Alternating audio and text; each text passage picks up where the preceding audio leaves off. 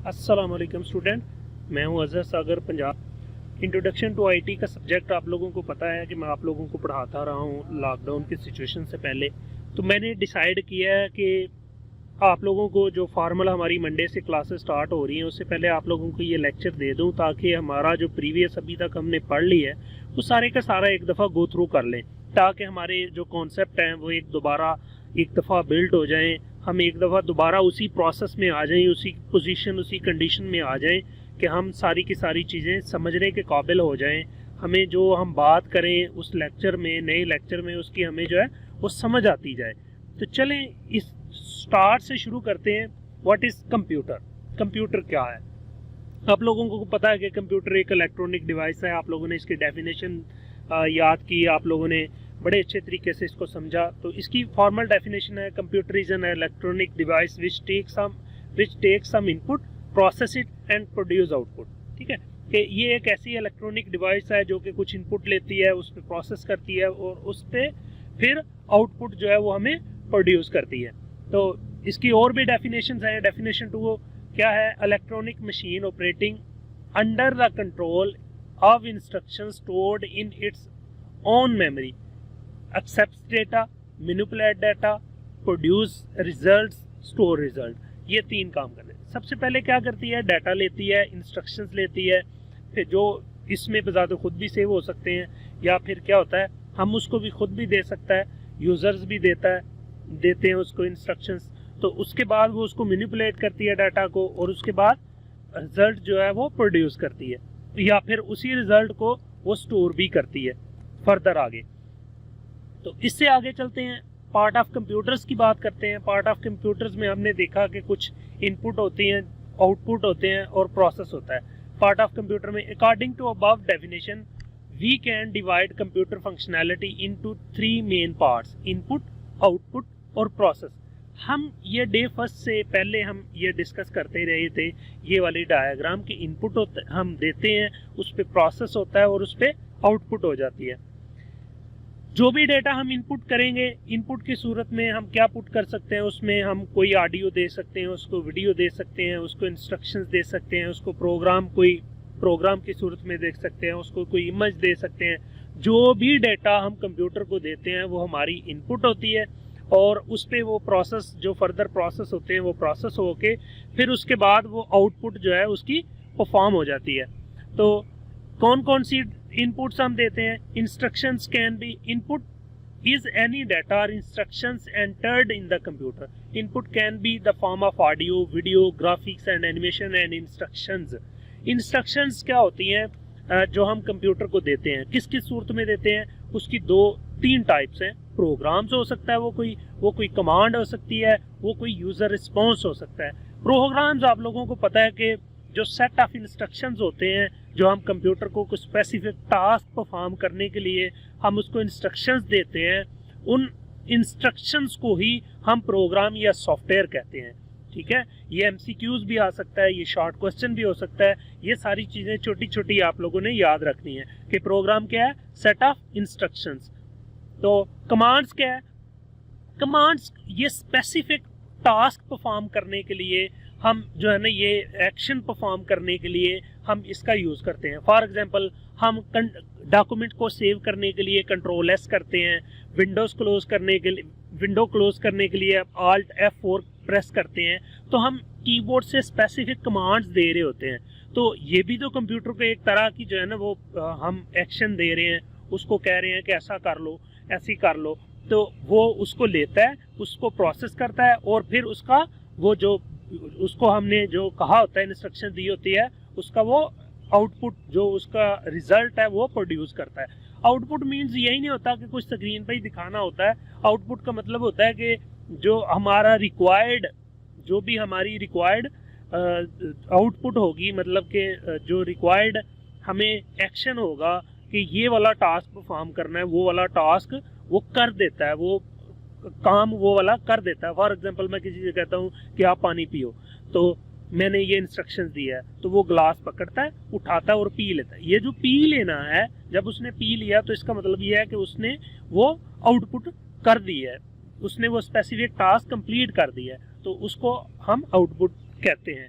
या आउटपुट कह सकते हैं, किसी सूरत में भी आउटपुट हो सकती है। कमांड्स क्या है जी? Programs tells a computer what to do and how to do. These are written instructions in some specific language. ठीक है, ये एक स्पेसिफिक लैंग्वेज में जो कंप्यूटर को समझ आती है उसमें हम ये स्पेसिफिक जो है ना वो इंस्ट्रक्शंस लिख देते हैं, उसको हम प्रोग्राम या सॉफ्टवेयर कहते हैं।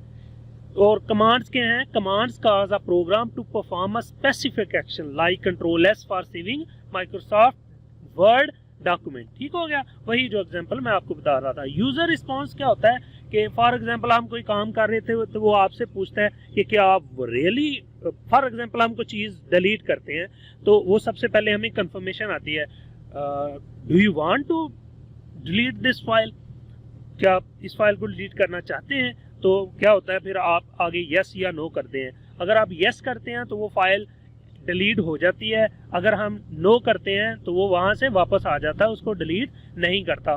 तो ये जो यूज़र रिस्पॉन्स होता है ये भी एक तरह से इंस्ट्रक्शंस होती हैं, कंप्यूटर को एक तरह की हम इनपुट दे रहे होते हैं। वो आपके मोबाइल की सूरत में भी होता है, वो हम कंप्यूटर की सूरत में भी यूज़ करते हैं। उसके बाद प्रोसेस की बात आती है कि प्रोसेस क्या होता है। इनपुट की हमने बात कर ली, अब प्रोसेस की बात कर लेते हैं।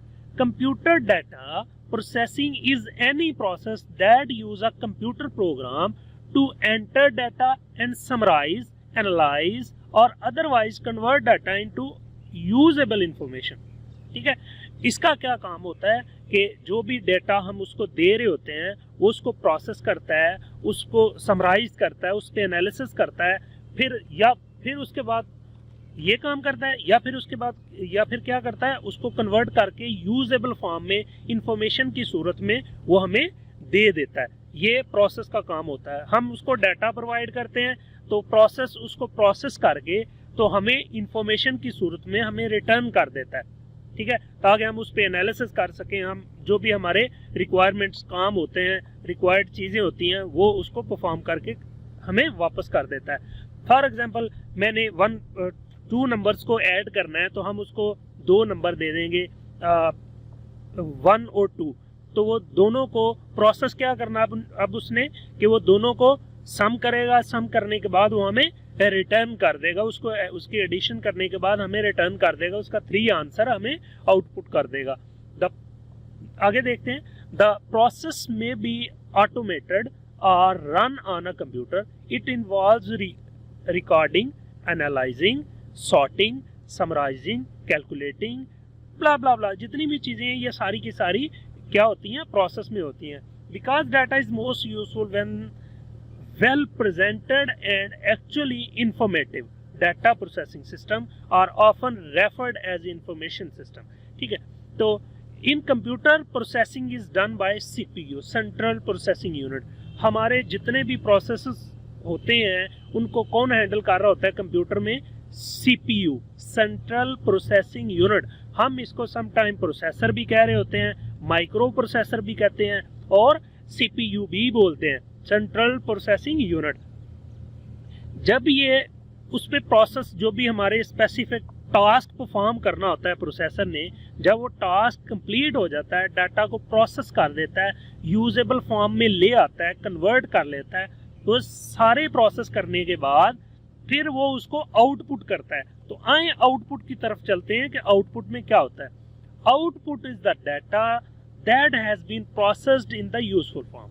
ठीक हो गया कि वो डेटा है जो कि यूजफुल फॉर्म में हमारे पास प्रोड्यूस हो जाता है। ये दो से देख लेते हैं, फिर मैं एक्सप्लेन करता हूँ आपको। The computer takes the input from user process it and produce output. ठीक है, output also can be text, audio, video, graphics and animation. वही बात जो हम जो इनपुट करते हैं वो आउटपुट की सूरत में हमारे पास शो हो सकता है। अब अगर हम कोई इनपुट को चीज़ देते हैं तो ऑडियो देते हैं तो वो ऑडियो प्ले होके हमारे पास सामने आ जाएगी। तो जो प्ले होना होता है, अब देखें हम उसको एक सॉफ्ट फॉर्म में कोई चीज़ दे रहे हैं तो उसको प्ले करके तो वीडियो की सूरत में हमें हमारी स्क्रीन पे शो कर देता है। तो वो सारे का सारा कौन उसकी कन्वर्जन कर रहा होता है, वो सारे के सारे टास्क, वो सारी हेडेक प्रोसेस होने के बाद हमारे सामने शो हो जाती है।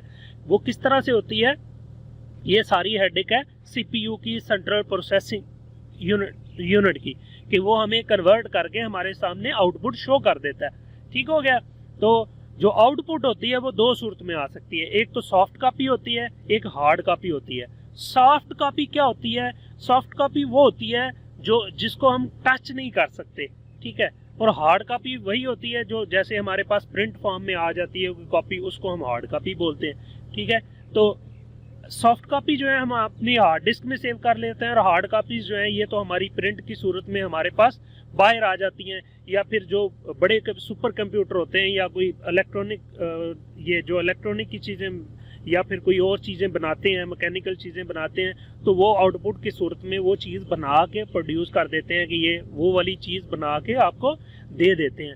तो हार्ड सॉफ्ट फॉर्म में तो वो सॉफ्ट फॉर्म में ही रखते हैं, और हार्ड फॉर्म में वो चीज़ बना के आपको दे देते हैं। ख्वाह वो हम प्रिंट कर रहे हैं कोई चीज़, क्या वो इंडस्ट्री में किसी चीज़ को हम कोई डिज़ाइन करके उससे बनवा रहे हैं, कंप्यूटर मशीन कोई चीज़ बना रही है, तो वो स्पेसिफिक चीज़ बना के हमें दे देता है। तो चलें कंपोनेंट ऑफ कंप्यूटर की बात करते हैं। अब कंपोनेंट ऑफ कंप्यूटर में हमने देखा था डिटेल में कि हमारे पास हमने देख लिए हैं अभी मेन कंप्यूटर कंपोनेंट्स कौन से हैं। Input devices, CPU, output devices, ठीक है। ये तीन हमारे पास मेन कंपोनेंट है, इनपुट डिवाइसेस, सीपीयू और आउटपुट डिवाइसेस। तो इनपुट डिवाइसेस में कौन कौन सी डिवाइसेस हैं वो हमने बड़ी डिटेल में देखा था। इनपुट डिवाइसेस क्या होती हैं? जो कंप्यूटर को कोई चीज़ इनपुट कर रही हो, कंप्यूटर को कोई चीज़ दे रही हो, उसके बाद वो डिवाइसेस के ज़रिए कंप्यूटर में डाटा जाता है, सीपीयू क्या करता है उसको प्रोसेस करता है, और फिर आउटपुट डिवाइस के ज़रिए वो डाटा आउटपुट हो जाता है। अब यही चीज़ होती है इनपुट की सूरत में, जो भी डिवाइस लगी होगी इनपुट करने के लिए, जो कंप्यूटर को इंस्ट्रक्शंस दे रही होगी, जिसकी मदद से हम सीपीयू तक चीज़ें पहुंचा रहे होंगे, कमांड्स दे रहे होंगे, इंस्ट्रक्शंस दे रहे होंगे, उन तक कंप्यूटर तक पहुंच जाएगी। कंप्यूटर उसको प्रोसेस करेगा कि उसने करना क्या है, फिर वो आउटपुट डिवाइस की सूरत में। अब आउटपुट अगर कोई प्रिंटर है तो वो देखें उसका काम होता है प्रिंट करना, तो जो भी हम उसको इंस्ट्रक्शन देते हैं तो वो प्रिंट हो जाती है, वो पेपर के ऊपर वो सब कुछ लिखा आ जाता है। तो अगर हम आउटपुट डिवाइस कोई और भी हो सकती है, जैसे मैं आपको इंडस्ट्रियल में एग्जांपल दे रहा था कि कोई मशीन है तो वो आउटपुट आगे लगी हुई है, तो उसने क्या करना है, वही वाली सेम चीज़ का जो स्केच है या जो चीज़ हम उससे बनवाना चाह रहे हैं वो बना देगी, ठीक है। तो इंफॉर्मेशन प्रोसेस साइकिल को देखते हैं। इंफॉर्मेशन प्रोसेस साइकिल क्या होता है कि हम इसको इनपुट डाटा इनपुट करते हैं, और वो इंफॉर्मेशन जो है वो इंफॉर्मेशन की सूरत में आउटपुट हो जाती है। वो इंस्ट्रक्शंस हम स्टोरेज मीडियम में सेव भी कर सकते हैं, हार्ड डिस्क में सेव भी कर सकते हैं, वहाँ से बाद में रिट्रीव भी कर सकते हैं, फिर वहाँ से आउटपुट भी करवा सकते हैं, ठीक है। ये हमने सारे का सारी चीज़ें की हुई हैं डिटेल से, जस्ट रिव्यू करवा रहा हूँ कि आप लोगों को सब कुछ याद आ जाए। डाटा क्या है? Raw fact, figures, events and transactions are called data, ठीक है। Information, why we need data, आप लोगों को पता है कि हमें एनालिसिस किसी चीज़ पे करने हो तो हमें जाहिर है डाटा पता होगा तो हम इंफॉर्मेशन ले सकते हैं ना। फॉर एग्जांपल मैं कहता हूँ कि इस क्लास की जो है ना चेक करें कि कितने बच्चे हैं, उनके क्या क्या नाम हैं, उनके क्या कॉन्टेक्ट्स हैं, इसकी एक समरी बना के लाएं, सारी क्लास की समरी, मतलब क्लास की डिटेल लेके आएँ, क्लास के स्टूडेंट्स की डिटेल लेके आएँ। तो क्लास के स्टूडेंट की डिटेल लेने के लिए मुझे डाटा की ज़रूरत पड़ेगी। क्या क्या डाटा की ज़रूरत पड़ेगी? उस स्टूडेंट का नेम चाहिए, उसका रोल नंबर चाहिए, उसकी एज चाहिए, उसकी जितना भी डाटा होगा वो सारे का सारा कलेक्ट करेंगे, और उसको फिर प्रोसेस होगा। प्रोसेस होने के बाद उसको वो फिर एक इंफॉर्मेशन में कन्वर्ट हो जाएगा, एक हमारे पास समरी आ जाएगी स्टूडेंट्स की। तो इस तरह से हमें डाटा की ज़रूरत होती है। What is information? जैसे कि मैंने अभी एक्सप्लेन किया कि इंफॉर्मेशन क्या होती है कि आफ्टर प्रोसेसिंग डाटा ये क्या होता है, कन्वर्ट हो जाता है इंफॉर्मेशन में। इसके डेफिनेशन भी देख लेते हैं। Meaningful data is called information, process data is called information, ठीक है। ये हमारी फॉर्मल डेफिनेशंस भी वही बन गई, ठीक है।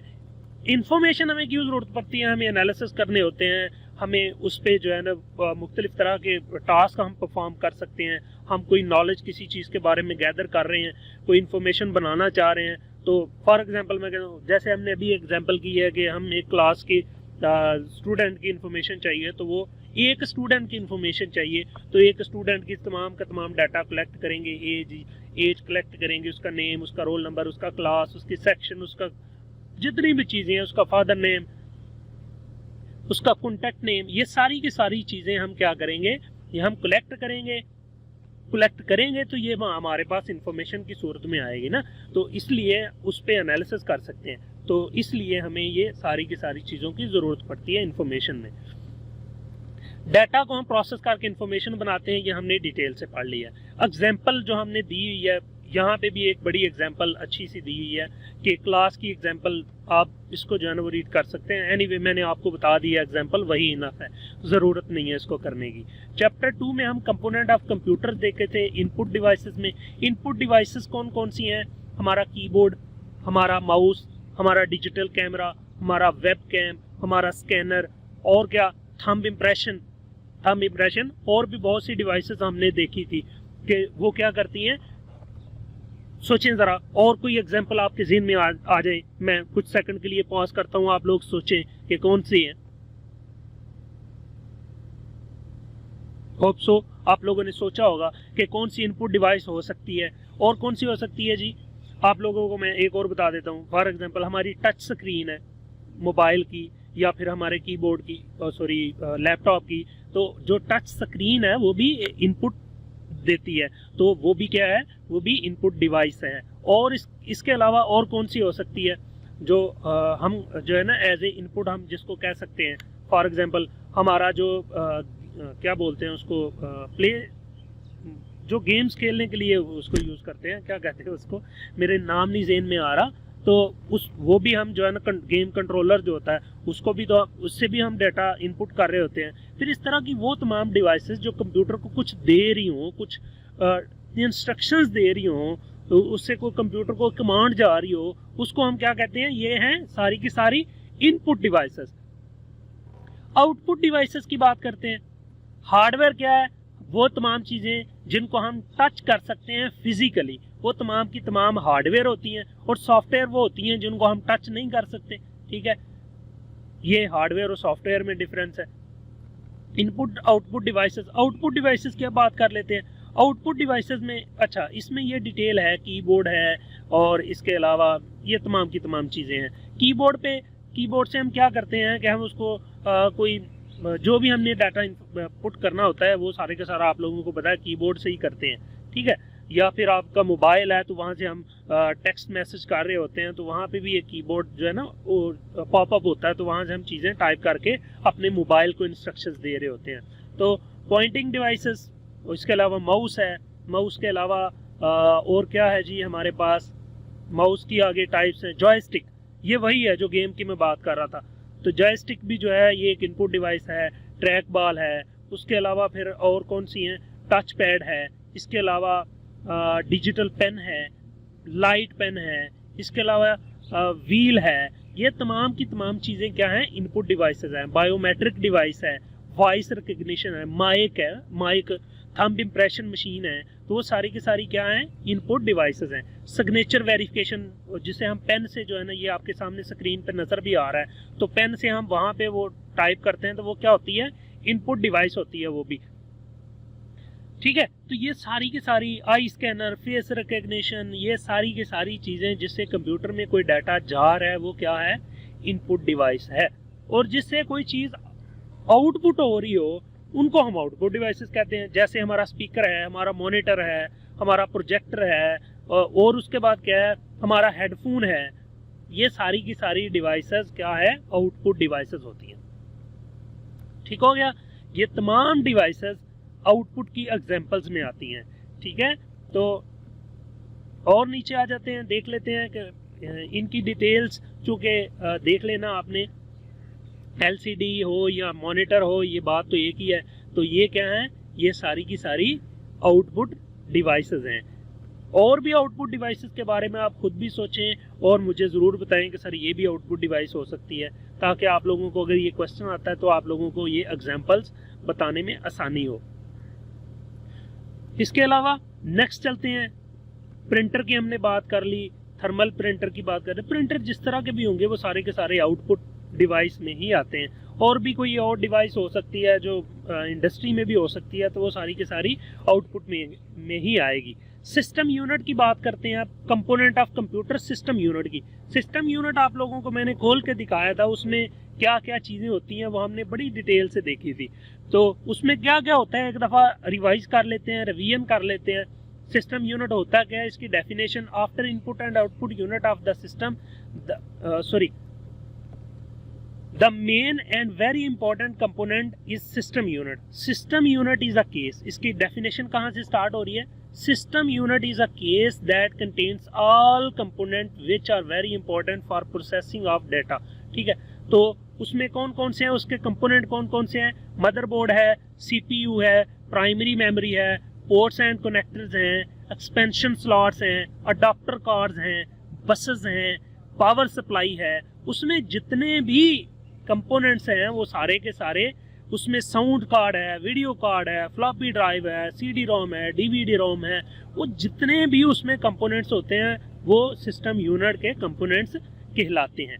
ठीक हो गया। तो इसकी आगे मजीद देख लेते हैं मदरबोर्ड क्या होता है।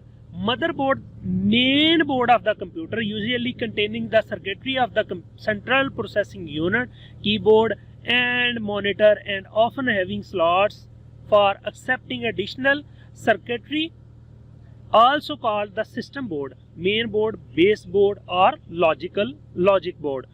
तो ये तमाम के तमाम क्या होता है, इनको हम मदरबोर्ड कहते हैं। मदरबोर्ड को हमने देखा था, उस पे तमाम कंपोनेंट्स जो है वो अटैच होते हैं, उस पे हम अपने कार्ड्स लगा रहे होते हैं, उसमें हमारी हार्ड डिस्क अटैच हो रही होती है, उस पे हमारी रैम अटैच हो रही होती है, उसमें हमारा प्रोसेसर अटैच हो रहा होता है जिसको हम सीपीयू बोलते हैं, वो सीपीयू उस पे लगा होता है। तो वो जो मेन बोर्ड होता है जिस पे तमाम सर्किट अटैच हो रहे होते हैं उसको हम मदरबोर्ड बोलते हैं। तो ये मदरबोर्ड, ये आपके सामने पिक्चर नज़र आ रही है, ये हमने देखी थी पिक्चर की, स्क्रीन पे आपको पिक्चर नज़र आ रही है। तो ये होता है मदरबोर्ड। मदरबोर्ड में मेन चीज़ हम डिस्कस कर लेते हैं, central processing unit. Input output devices कहाँ पे अटैच होती हैं, वो हमारे पास पोर्ट्स होती हैं बैक एंड पे, वो हम देख रहे होते हैं। तो वो सारी की सारी जो बैक एंड पे पोर्ट्स हैं उस पे हमारी इनपुट डिवाइसेस या आउटपुट डिवाइसेस अटैच होती हैं, उनको हमने डिटेल में देखा था। उसमें हमारे पास सीरियल पोर्ट होती है, उसमें हमारे पास पैरेलल पोर्ट होती है, उसमें हमारे पास यूएसबी पोर्ट होती है, उसमें हमारे पास और कई तरह की पोर्ट्स बैक एंड पे हमें नज़र आ रही होती हैं। ठीक है, तो ये वही मशहूर ज़माना जो है इनपुट, प्रोसेस और आउटपुट। ये डायग्राम आपके ज़हन में बैठ जानी चाहिए कि हम इनपुट करते हैं, प्रोसेस करता होता उस पर, और आउटपुट परफॉर्म हो जाता है। प्रोसेस के नीचे एक और काम भी परफॉर्म होता है, स्टोरेज का। यहाँ पे हम वही इंस्ट्रक्शन प्रोसेस के बाद यहाँ पे सेव भी करवा सकते हैं, बाद में उन्हीं जो हमारा सेव डाटा होगा, सेव्ड डाटा में से हम रिट्रीव करके उसको प्रोसेस करके दोबारा से आउटपुट करवा सकते हैं। ठीक है, तो अब हम चले जाते हैं सीपीयू की डिटेल में कि सीपीयू है क्या। The CPU stand for central processing unit, is the part of computer system that is commonly referred to as the brain of computer। जितनी भी हम थिंकिंग करते हैं, जो भी हम कंट्रोल कर रहे होते हैं अपनी सारी बॉडी, वो कहाँ से हो रही होती है, हमारे माइंड से कंट्रोल हो रही होती है। तो जो कंप्यूटर को, सारे कंप्यूटर को कंट्रोल कौन कर रहा होता है, उसका सीपीयू, उसका central processing unit. The CPU is also known as the processor और माइक्रो प्रोसेसर। तो हम इसको प्रोसेसर भी कहते हैं और माइक्रो प्रोसेसर भी कहते हैं, या फिर माइक्रो प्रोसेसर कहते हैं। ठीक है, तो इसका काम क्या होता है, जो भी डाटा हमें मिलता है उस पर ये प्रोसेस करता है, उसको अगर कन्वर्ट करता है, उसमें जितने भी काम है वो सारे के सारे इसी की हेडेक होती है। ये इसको लेके उस पर प्रोसेस करता है, हमें यूजेबल फॉर्म में हमें रिटर्न कर देता है। जो हमें डाटा चाहिए होता है वो सारे के सारे ये टास्क यही परफॉर्म कर रहा होता है। क्या करता है, the CPU is responsible for executing a sequence of stored instruction called programme. ठीक है, जो भी हम इंस्ट्रक्शन प्रोग्राम की सूरत में देते हैं वो उनको एग्जीक्यूट करता है। एग्जीक्यूट का मतलब होता है उस पर प्रोसेस परफॉर्म करता है। The program tells a computer what to do and how to do this. Program will take input from an input device, process the input some way, वही बात जो हम बार बार डिस्कस कर रहे हैं कि उस पर वो इनपुट लेता है, उस पर प्रोसेस करता है और फिर आउटपुट कर देता है। कि प्रोसेसर क्या करता है, इनपुट लेता है, उस पर प्रोसेस करता है, फिर आउटपुट प्रोड्यूस कर देता है। ठीक है, तो इसके जो है ना थोड़ी सी डिटेल देख लेते हैं कि इसमें क्या होता है। CPU are not only found in desktop और लैपटॉप कंप्यूटर्स। ठीक है, हमने बात की, आप लोगों को याद आ जाएगा, अभी डिस्कस करते हैं तो आप लोगों को सारा कुछ याद आ जाएगा इंशाल्लाह Rahman. Many electronic devices now rely on them for their operations. For example, हमारे पास घर में वॉशिंग मशीन है, हमारे पास ओवन है, हमारे पास और कितनी चीजें हैं जिसमें ये कंप्यूटर CPU लगा होता है जो कि उसको कंट्रोल कर रहा होता है। हमारा टाइमर लगा होता है तो वो टाइमर को कंट्रोल कर रहा होता है। जैसे वो टाइमर कंप्लीट होता है तो वो जो हमारी डिवाइस है उसको टर्न ऑफ या टर्न ऑन कर देता है। ठीक है, तो वो क्या है, ये जो इस तरह के, इनको भी तो जिस भी चीज में कंप्यूटर CPU होता है दैट्स मीन कि उसमें कंप्यूटर है। इस तरह के जो कंप्यूटर होते हैं जो कि किसी और मशीन में लगे होते हैं, इनको हम बोलते हैं एम्बेडेड कंप्यूटर्स। तो ये कौन से कंप्यूटर होते हैं, एम्बेडेड कंप्यूटर्स। तो हम इनको एम्बेडेड कंप्यूटर बोलते हैं। तो ये CPU जो है बहुत सी डिवाइसेस में लगे होते हैं, उनमें मौजूद होते हैं। DVD प्लेयर में CPU होता है, वॉशिंग मशीन में CPU होता है, ये इसकी कॉमन एग्जांपल्स हैं। CPU is located in motherboard. हमने खोल के देखा था कि इसमें मदरबोर्ड में हमारा CPU होता है। आपको स्क्रीन पर नजर आ रहा होगा कि ये जो हमारा हिस्सा है ये आपका CPU है। इसको हम प्रोसेसर कहें, CPU कहें या माइक्रो प्रोसेसर कहें, बात एक ही होगी। आप लोग इसको प्रोसेसर कहें, CPU कहें या माइक्रो प्रोसेसर कहें, तीनों का मतलब एक ही है। ये तीनों नाम इसी के हैं, इसका काम है प्रोसेस करना। चलें इसकी स्पीड देखते हैं, इसकी स्पीड की बात करते हैं। The speed of processing of CPU is about 5 gigahertz to 2.5 gigahertz, बल्कि अब तो 3.1 गीगाहर्ट्ज तक चली गई। ठीक है, जो लेटेस्ट जनरेशन आ रही हैं उनमें तो इससे भी ज़्यादा मल्टी कोर्स के प्रोसेसर आ रहे हैं। कि मतलब एक ही प्रोसेसर में लॉजिकल तौर पे जो है ना वो प्रोसेसर होते हैं, तो वो अपने अपने टास्क जो हैं वो उस स्पीड से परफॉर्म कर रहे होते हैं। तो 5 मेगाहर्ट्ज से 3.1 गीगाहर्ट्ज तक जो है अब CPU की स्पीड, इतनी स्पीड से प्रोसेसिंग करने वाले हमारे पास CPU मौजूद हैं। फिर इसमें मल्टी कोर्स हैं, कोर टू डू था, फिर कोर i3 है, कोर i5 है, कोर i, ये जितने भी ये कोर्स हैं इनको लॉजिकली भी आगे इसमें प्रोसेसर की डिवीजन है। तो वो अलग अलग हो सकता है। एक ही कोर के 10 प्रोसेसर हैं तो सारे 2.5 के होंगे, तो वो सारे के सारे एट ए टाइम एक प्रोसेसर कितना डाटा कर सकता है, किस स्पीड से प्रोसेस कर सकता है, उतनी स्पीड से जो उसका यूनिट होगा 2.5 गीगाहर्ट्ज या मेगाहर्ट्ज या जो भी उसकी जो रिक्वायर्ड जो डिफाइंड स्पीड का वो प्रोसेसर होगा, उसी स्पीड से वो अपना डाटा प्रोसेस कर सकता है। तो इसके बाद पार्ट ऑफ CPU की बात करते हैं। बड़ी डिटेल के साथ हमने देखा हुआ है कि एक CPU जो है उसको तो जस्ट डाटा देते हैं, तो उसके जो आगे फर्दर पार्ट्स होते हैं उनको क्या कर रहा होता है कि वो अपने अपने रिलेटेड काम जो है वो उसी को वो टैकल कर रहे होते हैं, उस पे अपनी जो है ना डाटा लेके उसको प्रोसेस करके आउटपुट कर रहे होते हैं। तो कौन कौन से हैं इसके पार्ट्स, इसके 3 जो है ना सब टाइप्स हैं या 3 पार्ट्स हैं इसके CPU के, जिसमें था हमारा एक पार्ट है ALU, दूसरा है CU, तीसरा है रजिस्टर्स। ALU क्या है, अरिथमेटिक लॉजिकल यूनिट। इसमें हमारे जितने भी अरिथमेटिक और लॉजिकल ऑपरेशंस होते हैं, अरिथमेटिक्स में आप लोगों को पता है कि प्लस माइनस डिवीजन जितने भी ये काम है वो सारे के सारे अरिथमेटिक्स होते हैं। तो अरिथमेटिक के जितने भी ऑपरेशंस होंगे, जो भी काम हम कंप्यूटर को इंस्ट्रक्शंस देंगे इससे रिलेटेड, या लॉजिकल जिसमें हम हमारा एंड और कंडीशंस जो हमारी होती हैं उससे रिलेटेड जो भी टास्क जाएंगे वो CPU का कौन सा हिस्सा कंट्रोल करेगा, वो हमारा ALU का जो पार्ट है वो इसको कंट्रोल करेगा, उस पर टास्क परफॉर्म करेगा। टास्क परफॉर्म करने के बाद हमारे आउटपुट की सूरत में डाटा प्रोड्यूस कर देगा। उसके बाद हमारा है CU, इसकी डिटेल मैं जस्ट गो थ्रू करवा रहा हूँ, डिटेल तो हमने बड़े अच्छे तरीके से देखी हुई है। CU क्या है? Control unit. कंट्रोल यूनिट हमारा जितना ऑल ओवर एक्टिविटीज होती हैं हमारे प्रोसेसर में, वो सब की सुपरविजन कर रहा होता है, इनपुट आउटपुट डिवाइसेस की सुपरविजन कर रहा होता है। कौन सा यूनिट? CU unit. ठीक है, जैसे आप लोगों को मैंने अपने ही कॉलेज की एक एग्जांपल दी थी कि मेरा काम है आप लोगों को लेक्चर पढ़ाना, आप लोगों को लेक्चर देना, क्लास में आप लोगों को लेक्चर डिलीवर करना। ठीक है, तो प्रिंसिपल का क्या काम है कि वो तमाम की तमाम एक्टिविटीज को कंट्रोल कर रहा होता है। वो ये भी देख रहा है कि क्या ये लेक्चर डिलीवर कर रहा है, वो सिक्योरिटी गार्ड्स को भी देख रहा है, वो तमाम आगे पीछे के जितने काम है वो सबकी सुपरविजन वहां पे बैठ के कर रहा होता है और कंट्रोल कर रहा होता है, उसी की इजाजत से सारे काम हो रहे होते हैं। तो CU का भी यही काम होता है कंट्रोल यूनिट का, कि इसने तमाम के तमाम जो इनपुट आउटपुट डिवाइसेस होती हैं उनको भी कंट्रोल करता है, और जितनी भी एक्टिविटीज हमारे कंप्यूटर प्रोसेसर में हो रही होती हैं उनको भी कंट्रोल करना इसी का काम होता है। ठीक है, उसके बाद हमारे पास आ जाता है रजिस्टर। रजिस्टर एक प्रोसेसर के अंदर ही एक मेमोरी होती है।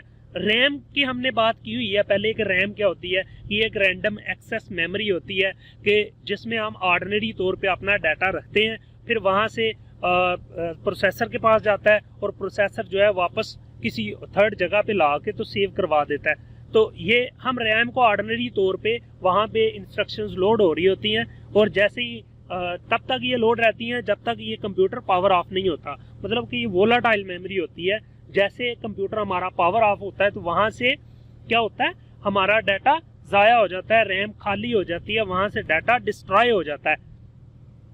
तो चलें देखते हैं आगे। हम बात कर रहे थे रजिस्टर्स की। तो रजिस्टर क्या होता है, ये CPU के अंदर ही 13 रजिस्टर होते हैं, 13 रजिस्टर्स होते हैं, जिसमें प्रोसेसर क्या करता है, ऑर्डिनरी तौर पे डाटा रख रहा होता है वहां से फास्ट प्रोसेसिंग के लिए। अगर वो रैम के पास आएगा तो उसमें सेंटर में से हमने पढ़ा था अगले चैप्टर में कि बस होती है, बस स्पीड पे डिपेंड करता है कि वो कितनी वो यूज हो रही है। बस होती है जैसे, तो वो क्या होता है, वो आप लोगों को पता है कि बस स्पीड पे बस क्या होती है, तो हमने पढ़ा हुआ है ये टॉपिक्स में। तो फिर ये प्रोसेस करने में देर हो सकती थी, तो इसलिए CPU के अंदर ही रजिस्टर्स बने हुए हैं, तो वो ऑर्डिनरी तौर पे वहां पे डाटा रख के फौरी तौर पे प्रोसेस होता है। प्रोसेस होने के बाद वो आउटपुट प्रोड्यूस करके फौरी तौर पे उसको फ्री कर देता है।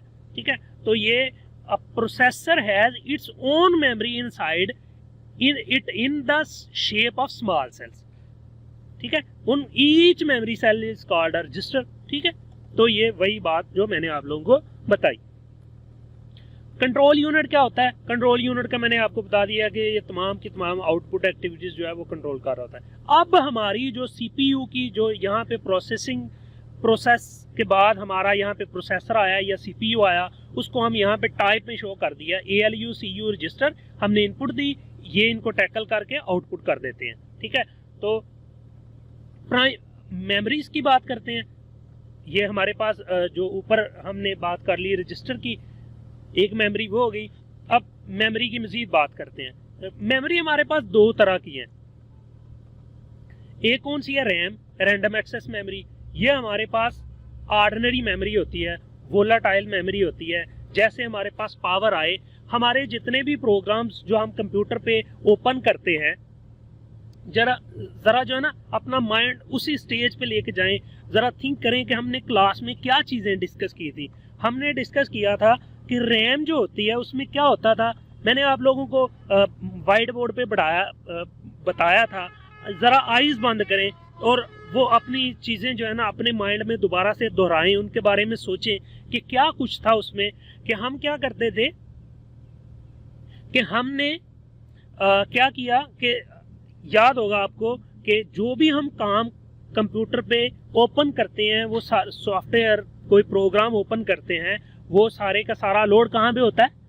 रैम में लोड होता है। वो सारी की सारी इंस्ट्रक्शन ऑर्डिनरी तौर पे रैम में लोड होती हैं। फॉर एग्जांपल मैंने आप लोगों को एक एग्जांपल दी थी कि अगर माइक्रोसॉफ्ट वर्ड पे मैंने लिखा A, तो उसको तो मैंने सेव नहीं किया, वो तो ऑटोमेटिकली रिमूव हो जानी चाहिए थी, क्योंकि हमने उसे सेव नहीं किया, तो वो वहां पे रहती है, वो डिलीट नहीं होती। क्यों? कि वो डाटा सारे का सारा रैम में सेव हो रहा होता है।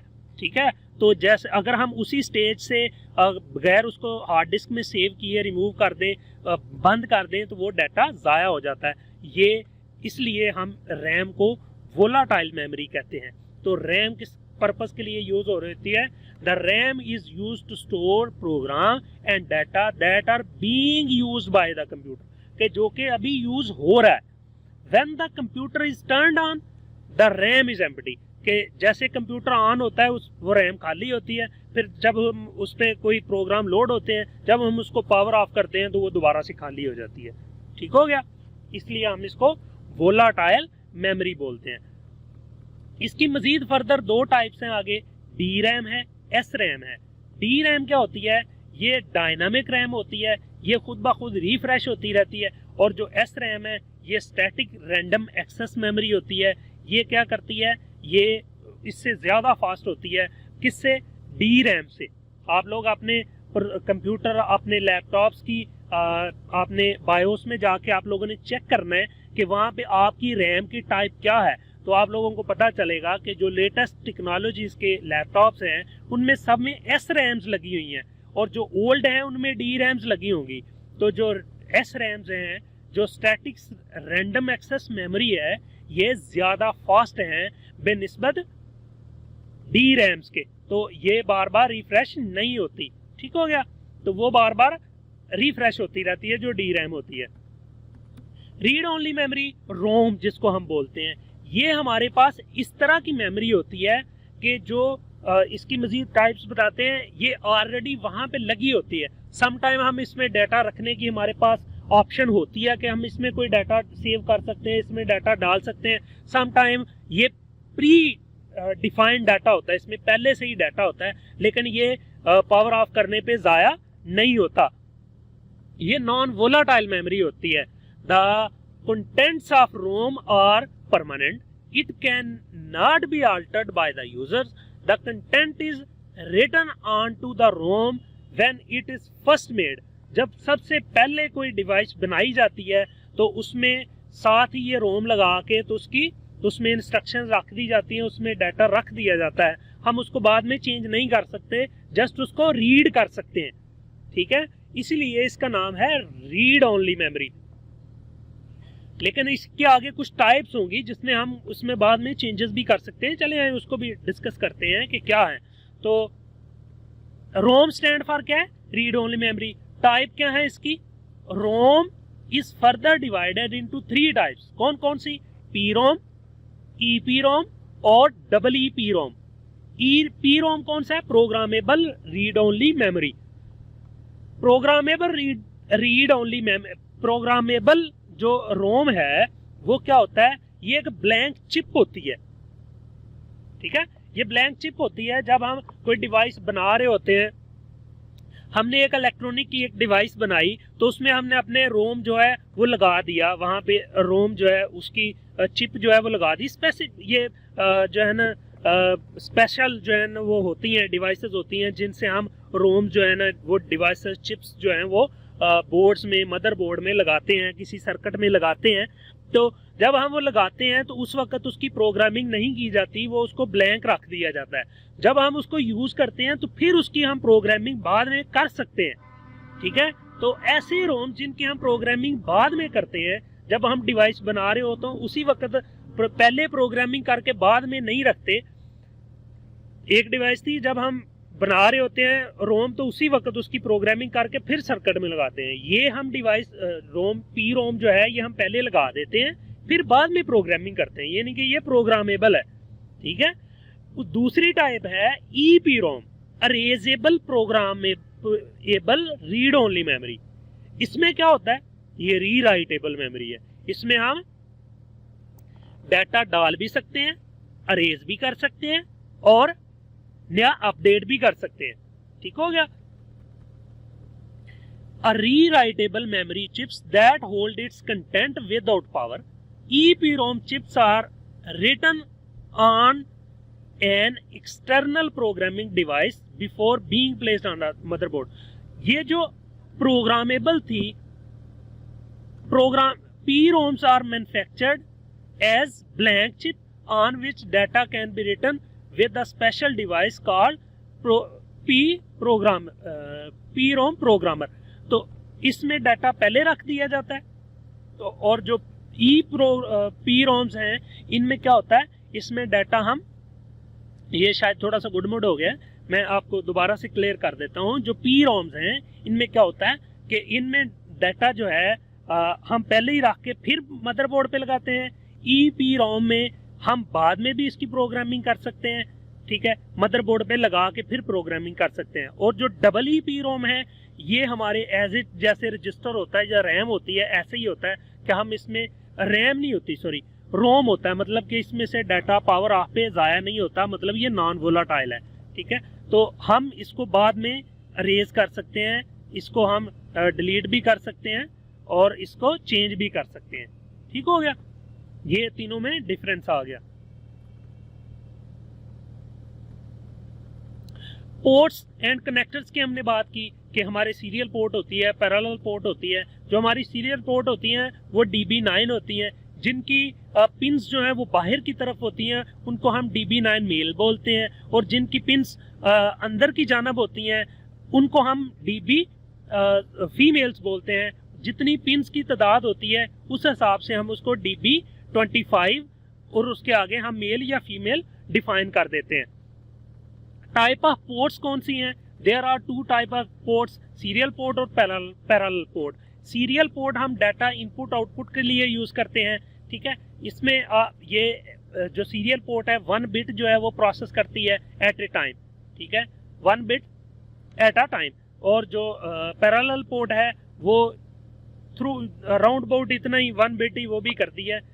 ये कह लें कि इस सीरियल पोर्ट से थोड़ा सा जो है ना वो फास्ट, ज़्यादा अच्छे तरीके से ज़्यादा डाटा प्रोसेस करती है, लेकिन ये 1 bit at a time round about इतना ही करती है, लेकिन इससे ज़्यादा फास्ट होती है।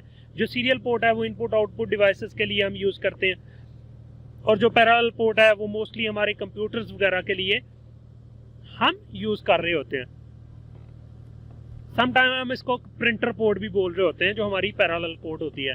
Expansion slots and adapter cards, ये आप लोगों को पता है कंप्यूटर्स पे कंप्यूटर के मदरबोर्ड पे हमारी एक्सपेंशन स्लॉट्स जो हैं वो बनी होती हैं, तो वहाँ पे हम अपने expansion adapter card, exception card जो है वो लगा सकते हैं। वहाँ पे हम अपना वीडियो कार्ड लगा सकते हैं, वहाँ पे हम अपना इंटरनेट कार्ड लगा सकते हैं, वहाँ पे हम कोई मेमोरी बस मेमोरी लगा सकते हैं। ये सारी की सारी चीज़ें जो है ना हम उन एक्सपेंशन स्लॉट्स में लगा सकते हैं। कौन सी एक्सपेंशन स्लॉट्स? ये हमारे पास एक्सपेंशन स्लॉट्स हैं, ये PCI स्लॉट्स हैं, ये हमारे पास यहाँ पे और सारी तरह की जो सॉकेट्स स्लॉट्स होती हैं, ये PCI इंटरफेस कार्ड है वो स्लॉट्स में इंसर्ट किए जा सकते हैं। बसेस की हमने बात की थी कि रैम से प्रोसेसर के दरमियान जो पाथ होता है जहाँ से डाटा जा रहा होता है उसको हम सिस्टम बस बोलते हैं।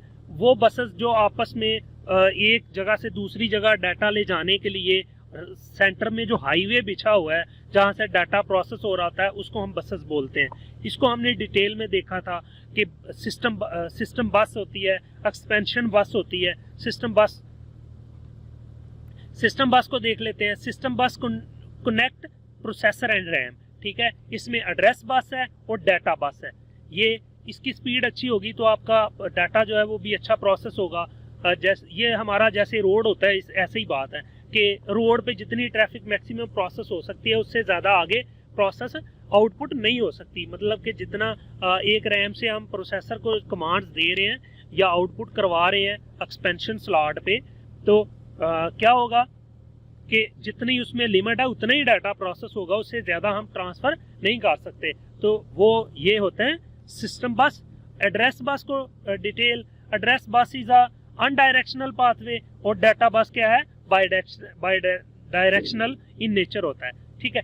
तो इसको देख लें। एक्सपेंशन बसेस हैं। एक्सपेंशन बसेस में हमें पता है कि उसमें जो हमारे PCI स्लॉट्स लगती हैं उसमें हमारा DVD रोम, CD रोम्स की जो स्लॉट्स होती हैं उसमें हमारी इनपुट आउटपुट की जो चीज़ें लग रही होती हैं वो सारी की सारी एक्सपेंशन स्लॉट्स में आती हैं। पावर सप्लाई सिस्टम में लगती है। अब इसके कंपोनेंट की बात हो रही है पावर सप्लाई की। तो पावर सप्लाई आप लोगों को पता है कि हमारा जो करंट होता है, कंप्यूटर होता है, वो हमारा DC वोल्ट पे चलता है। तो हमें जो इलेक्ट्रिसिटी होती है वो तो एसी होती है, तो एसी को डीसी में कन्वर्ट करने के लिए हम कंप्यूटर में पावर सप्लाई लगी होती है, इसलिए पावर सप्लाई का यूज़ किया जाता है। और उसकी आउटपुट जो है वो मिनिमम 3 वोल्ट होती है और मैक्सिमम जो कन्वर्जन कर रहा होता है वो 24 वोल्ट कर रहा होता है। मिनिमम 3 वोल्ट और मैक्सिमम 24 वोल्ट। इसमें अम्पेयर्स भी वेरी कर रहे होते हैं, 1 अम्पेयर से लेके ऑनवर्ड अराउंड अबाउट 3 से 5 अम्पेयर तक जो है अम्पेयर भी आउटपुट हो रहे होते हैं वोल्ट के साथ। फिजिक्स के स्टूडेंट तो बड़े अच्छे तरीके से समझ रहे होंगे, फिजिक्स तो खैर सब नहीं पढ़ी हुई है इंटर में, तो आप लोगों को सबको ही पता है कि इसका अम्पेयर वोल्ट और एसी डीसी में क्या फ़र्क है। ये सारी चीज़ें आप लोगों को होप्स हो के समझ आ रही होंगी। तो आगे चलते हैं, आगे कंटिन्यू करते हैं। सिस्टम बस में हमने डाटा देखा था, डाटा हमने उस वक्त से जो है ना डाटा रिप्रेजेंटेशन हमने देखा था बाइनरी में कैसे कन्वर्ट करते हैं। बाइनरी में कन्वर्ट, ये खैर पूरा टॉपिक्स जो है ये मैं आप लोगों को अलग से डिटेल में कमिंग जो आपके चैप्टर्स हैं उनमें इंशाअल्लाह रहमान समझा दूंगा। आप लोगों ने ये अच्छे तरीके से लेक्चर सुनना है। लेक्चर सुनने के बाद अगर कुछ समझ ना आए तो इसी वीडियो के नीचे कमेंट करके आप मुझसे पूछ सकते हैं। मैं आप लोगों को इंशाअल्लाह रहमान एज सून एज जैसे मैं मैसेज देखूंगा उसी वक्त आप लोगों को रिप्लाई कर दूंगा। Thank you for watching. अल्लाह हाफिज़।